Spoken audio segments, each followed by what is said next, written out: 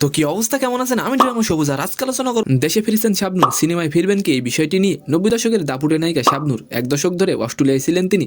একসময় 6 মাস পর পর দেশে আসতেন, কিন্তু তিনি 3 বছর ধরে ঢাকায় আসেননি। অবশেষে অনেকটা গোপনেই দেশে ফিরেছেন এই জনপ্রিয় নায়িকা। আজ 17ই ডিসেম্বর জনপ্রিয় এই নায়িকার জন্মদিন।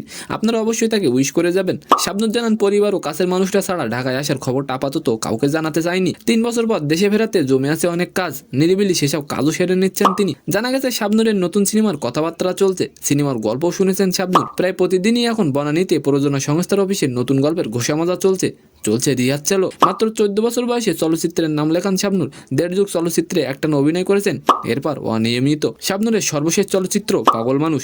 শাবনূর নিজে না জানালেও সূত্র নিশ্চিত করেছে আগামী বছরের 2 ঈদের যে কোনো একটিতে চলচ্চিত্রের পর্দায় দেখা যাবে তাকে। আজ 44 পেরিয়ে 45-এ যাত্রা শুরু করেছেন শাবনূর। তো আজকের ভিডিওটি কেমন লাগলো অবশ্যই কমেন্ট বক্সে জানাবেন, আর ভিডিওটি যদি ভালো লাগে অবশ্যই একটি লাইক দিয়ে আমাদের চ্যানেলটিকে সাবস্ক্রাইব করে দিবেন। ধন্যবাদ।